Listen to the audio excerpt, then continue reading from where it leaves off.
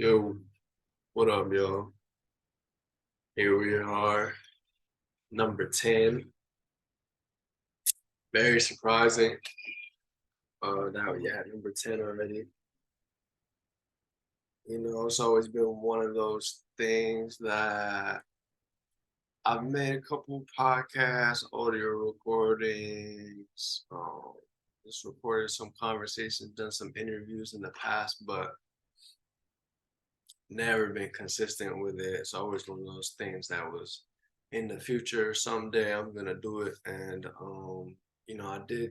I got inspired recently, mainly by Theo Vaughn. I don't know if you know this man. Oh my God. He's a comedian. He is absolutely ridiculous. He has his own podcast. He is very intelligent and outlandish to the max. And he just goes on there and talks, and not necessarily freestyle, but he has some notes, but he just says whatever off the top of his head. And I just looked at him doing that, and I thought, you know what, that looks really liberating. That looks really, it just struck me as something that really looked good, because I I am a psychology major. My life is really structured around psychological practices, and one thing that is really great for your mind is free association, and that's something that you do. Mainly, people do it through writing, but one thing that works really well is just recording yourself on your phone and just talking, just whatever comes to mind. And you can look at the camera, you can do it while meditating, you can lay down and talk as you kind of just have your eyes closed, falling asleep or whatever. And it's essentially like talking to a psychiatrist, but or a psychologist, but you're talking to yourself. And there's a lot of power in talking to yourself because you hear yourself, and hearing yourself in your own voice, using your own words, is a lot more powerful than somebody mirroring what you're saying back to you. And that is extremely powerful. So using your own voice, hearing your own words, and that's why affirmations are very powerful and potent.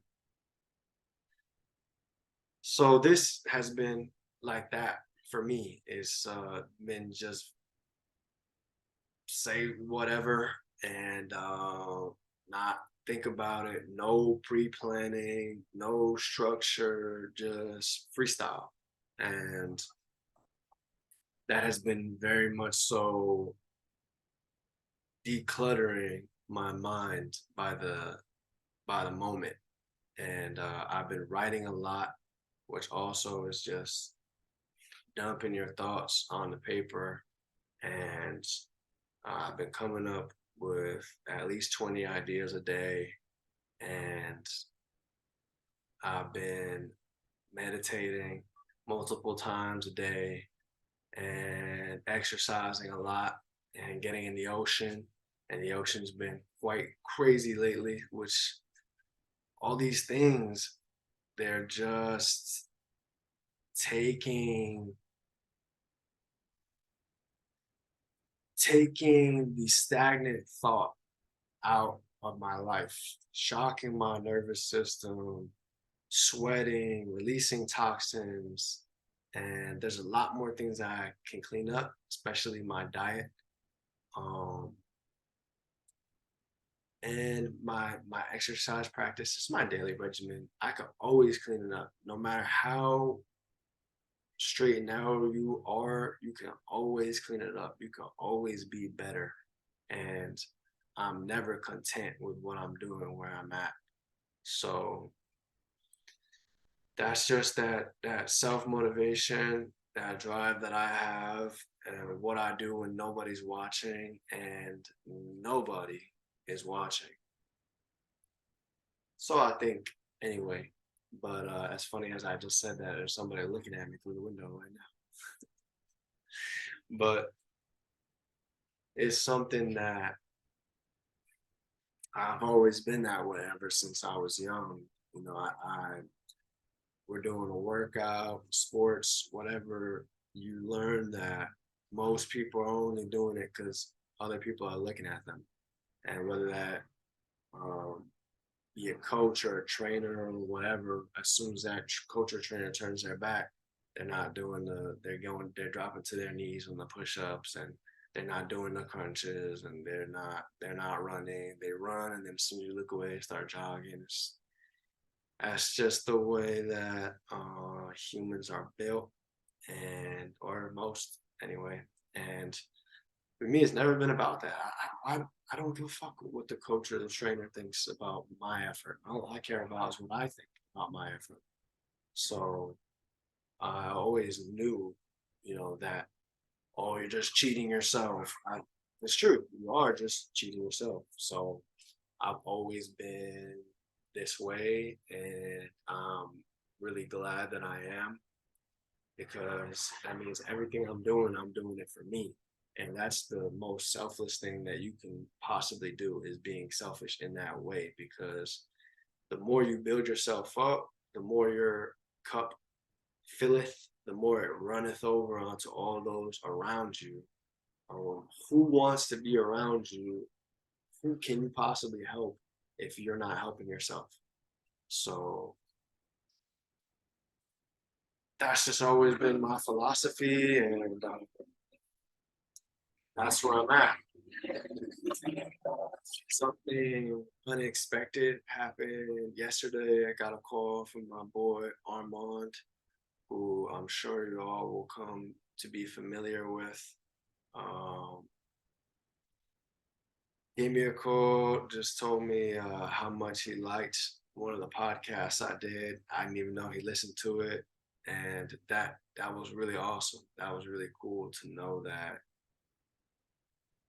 we shared some laughs, in this virtual space where we weren't even talking to each other. And I know that I make this for myself, but I know that the people who would appreciate it the most are the people closest to me, my best friends, really, because we have very similar senses of humor, and we have based our friendship a lot around just making each other laugh on a daily basis at nonsense. And we lived together for large periods of our life going through college, and we don't see each other very much anymore. We do keep in touch, but it's never the same that when you live with somebody. So that was really really awesome, and really really gives me a little extra fuel to keep understanding that even if just one person listens and they appreciate it, then I mean, I'm not even doing this for anybody else. I'm doing this for me. I appreciate it. I'm having a lot of fun. I really like it. It's definitely been really good for me, and I'm only going to get better at it. So this is for me. And if anyone else enjoys it, then wow, that's amazing. So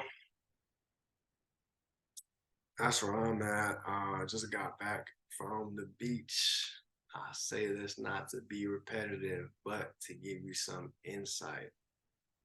Woke up, hit the turmeric tea. Y'all have heard this before. And got right outside, drank my tea, had a neighbor run into me. Um, Dude is a very funny guy, very small Portuguese guy. And today he's walking with his niece and his niece's aunt, and said, "Oh, this guy's a great neighbor. Yeah, he's a stripper." And so those are the rumors he's spreading in the neighborhood.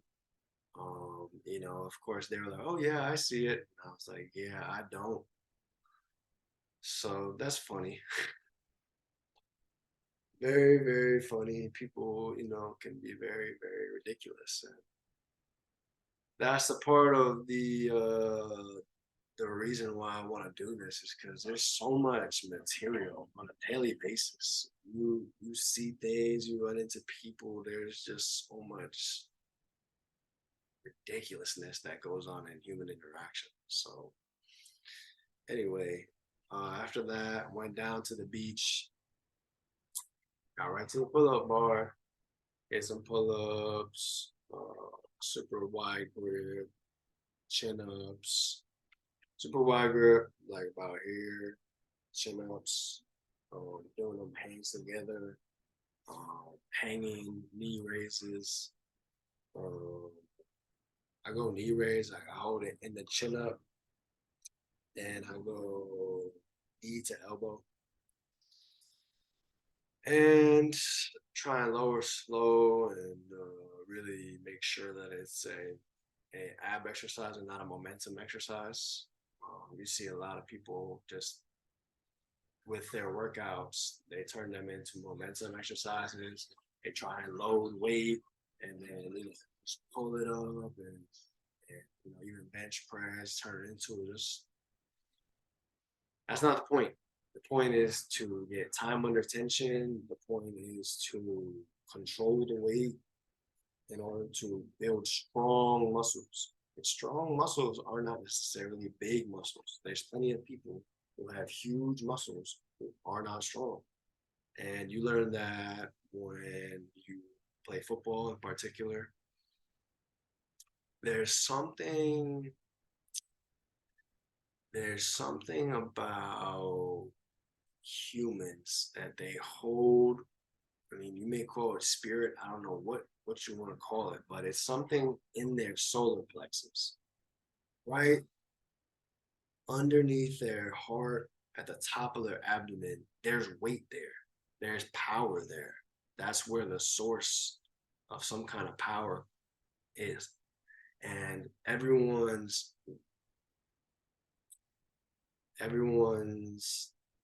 power in that spot is drastically different.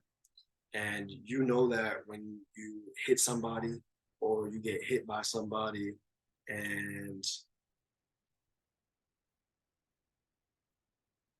you know it's that center of gravity thing too. That's huge.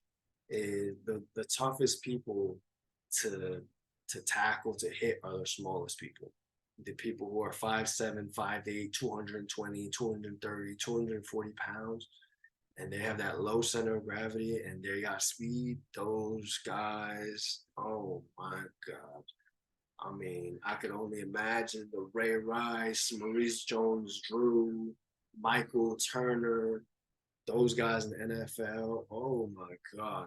They're like 5'5", 5'4", 240 pounds, running 4.4 40-yard dashes. That is not what you want to see. They're hiding behind the linemen. Can't even see these little dudes, man. And then they popping the shit out of you. So there's something about that solar plexus power. Um, and I collided with many of people who were huge, just fucking gigantic people, 6'3", 6'4", or any height, but it's all about the weight, 240 up to 300 plus pounds.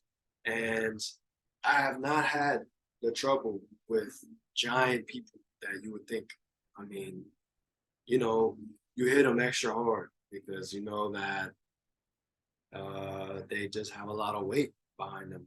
So you run extra fast, you try and be very precise.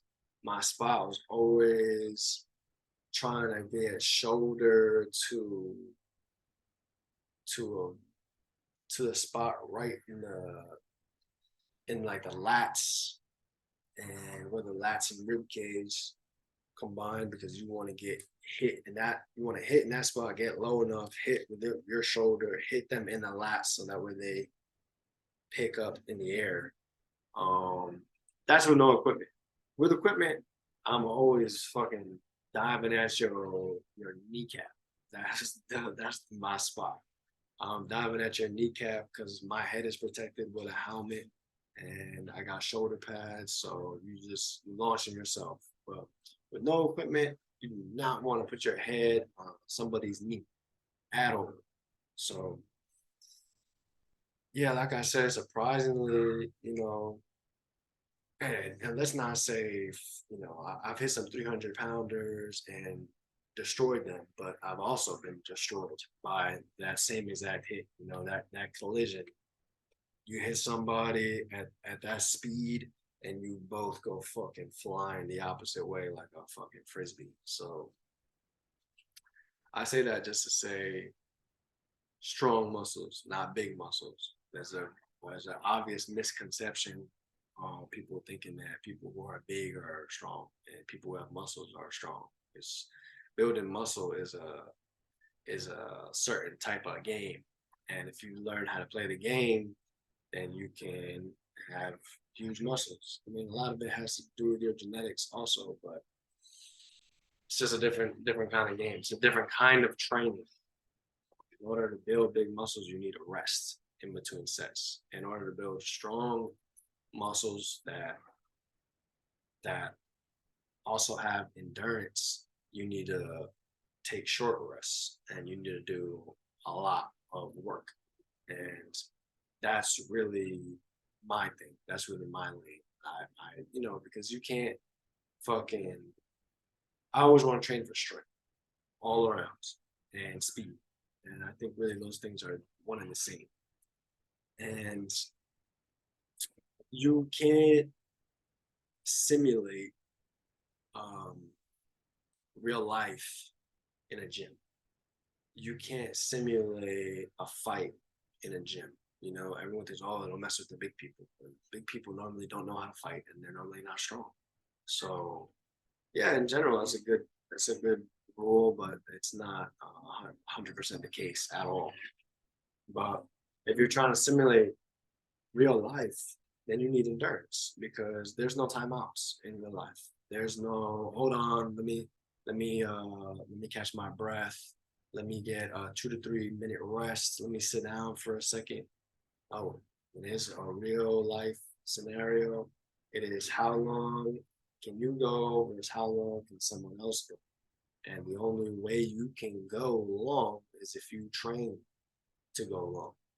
You're not just gonna be training in the gym, trying to see how big you get, how strong you can get. And then when a real life scenario turns up and your adrenaline shoots through the roof, and then you experience adrenaline fatigue after about 20 seconds, and your fucking legs are shot and your whole body is shot, and you can't even think anymore because you're so exhausted that you just want to quit. That's not going to be the time where you just call a timeout. There's no timeouts. Anyway, I don't know how I got into all that, but just came from the beach, hit my little workout, did a little jog. Been taking the bands down there. Been really doing knee work, trying to really focus on building the muscle around the kneecap to stabilize it. I did the very lazy thing of getting one of these knee straps so that way my kneecap wouldn't keep moving out of place. But I've stopped doing that and just working on building that muscle, especially above the knee on the inside. And obviously, that's not sexy. It's not what you want to do. I want to lift heavy weights, but it's just it's just more important to build muscles that are going to last and are going to protect you in moments, especially in sports. You don't know, uh, you can't project what position that you're going to end up in. And, like in a gym, you're working in one line. You're squatting, you're benching, you're pulling, you're pressing, whatever you're doing is in a line. It's in one line. And when you play sports, you're fucking never in that line. You're landing in all different types of positions. You hit somebody, you end up in a different type of position. You play in the outfield, you jump up after a ball, and you end in whatever position you've really been practicing. Those muscles either fire or they don't, based on what you've been doing. And if you've just been squatting and now you're squatting in one line, now you just jump after a fly ball and you land like you either land like a ballerina or you fucking land on the floor. So a lot of people blow out their knees in these type of situations. A lot of people blow out their Achilles, and that's not for me. So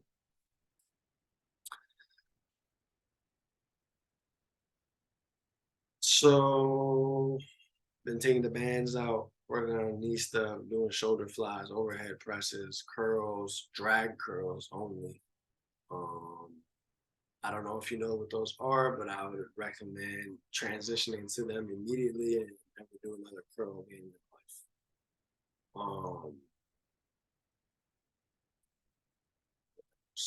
God in the ocean, so much fun. Man, there was so much fucking seaweed. That was not fun. That was fucking disgusting. But fuck, the ocean is tiring. Um, Went out way deeper than normal, and that was good. That was facing the fears and treading water a lot, and uh, fucking so much. I was just a fucking piece of seaweed out there, and you're feeling around, and there's fucking seaweed everywhere. And it's fucking disgusting.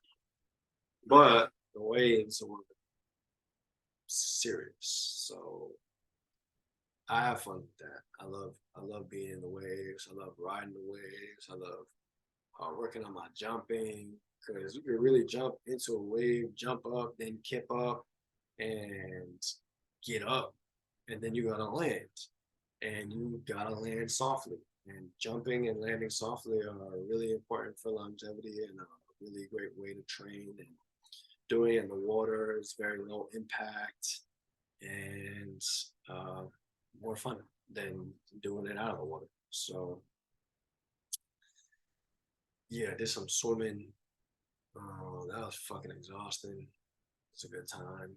And then got right out, ran right to the pull-up bar, hands wet. That's something I do a lot. That just making it harder to hold on to the bar. And again, simulating real life water because sometimes you might need to hang on to something. Your hands might be wet, and what do you want to do? Just, oh fuck, I just slipped because I never practiced that before.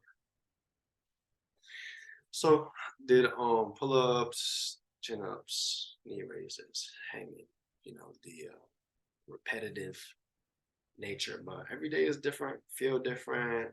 You get different things out of it. Um, like today, I pushed more, did a lot more. I normally don't train to exhaustion with pull-ups because pull-ups and a lot of workouts in general, doing it to exhaustion doesn't match with playing sports at all. Um, Again, the off season or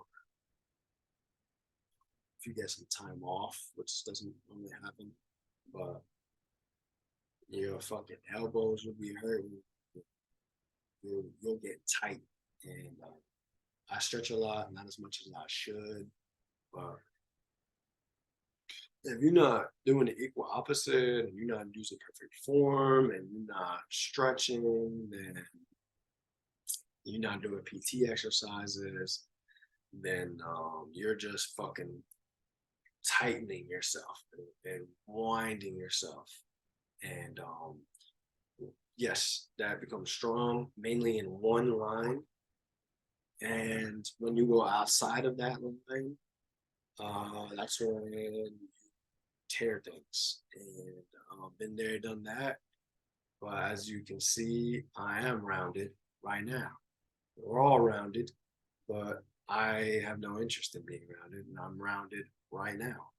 And that's mainly because of pull-ups and chin-ups, and I try and do as much as I can, equal opposite. I try and focus on my posture, but not perfect.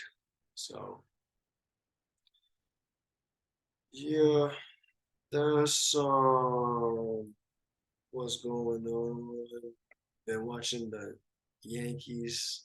Those of you do not know, I'm from New York, so it's been a tough fucking year watching these fucking assholes.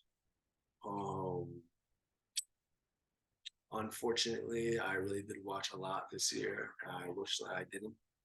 And I recently, basically, when they traded Harrison Bader, I was like, yeah, these dudes very stupid, and they have no ability to talent evaluate. And they had one guy who's way more athletic than the rest of the team. And so obviously the answer is to fix that. We need to get more athletes. But they fixed it by getting rid of their only athletes so that way he wouldn't show up all the other very non-athletic guys that they have. So that was fucking ridiculous. They got nothing for him. They got some money back, which we know is so important because the Yankees are absolutely strapped for cash because they're like the number one most recognizable name in all of sports history. So naturally, they need to save money, and they need, the New York Yankees. I mean, what the fuck do you expect from them? They're strapped. It's tough for them. The way the economy is, it's really affecting them. I feel really bad for them. Fuck, it's tough to be them. So on, I was like, they traded Bader. I'm like, yeah, I'm not watching it. Fuck that shit. And then of course they called up all these young dudes, El Marciano and the boys, and which thank goodness we didn't let them play all year because right away as soon as they come, we start winning games because they're youthful and they're excited and they don't know that they're supposed to lose, and that team that they're running out there is way fucking better than the team they've been running out there all year. They could have easily ran these guys out there all year, but of course, it's a business. So the longer they keep them in the minor leagues, the less money they have to pay them. And that is ultimately always what they're thinking about, even way more so than winning. You know, Steinbrenner, yeah, of course he'd like to win the World Series, but it's fine if we just go to the playoffs every year and we just keep losing, sell that merchandise and we get them next year. Fuck it. So as a fan, that shit is disgusting. They spend money like in just ridiculous ways. They pay guys who get hurt all the time. They don't address the big ass holes that they have in the field. Um, so not rocking with them at all right now. They have one of the highest uh, salary caps in all of baseball. I think they're number two to the Dodgers, who actually know how to spend money. And they just spend money in just ridiculous ways, and we're in last place. Meanwhile, the two teams in our division who spend almost $0 are in first and second, and two of the best teams in the league. Because spending money does not mean anything. And if you spend it stupidly, like the Yankees do, then you spend all that money and you're in last place. So, and I'm not armchair quarterbacking. People can tell you that before the season, I was like, what the fuck is this? This roster sucks. Still thought we'd go to the playoffs and lose, the way that we normally have. But to end up in last place, yes, things did not go their way. They had so many fucking injuries, but so did everybody else. And I wasn't happy with the team before the season. That's not the guys I would have ran out there. I wouldn't have spent that much money. I would have spent it on different guys because I value guys who actually can play baseball rather than whatever the fuck they're looking at. They're looking at numbers like what's this dude's on base and what's his fucking weighted runs created plus and ballpark adjusted ERA and all that bullshit. When really it's the eye test. Can this guy play? Does this guy want to win?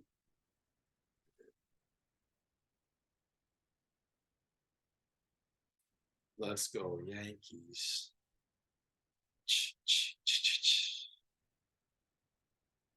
Football season coming up. That'll be way more entertaining than baseball because baseball is fucking boring. Jesus Christ. It's what they have neutered this game. They have neutered their players. And it's so football should be fun. Um, I'm interested in watching the Jets, Aaron Rodgers and Dalvin Cook about to cook it up. That should be fun. And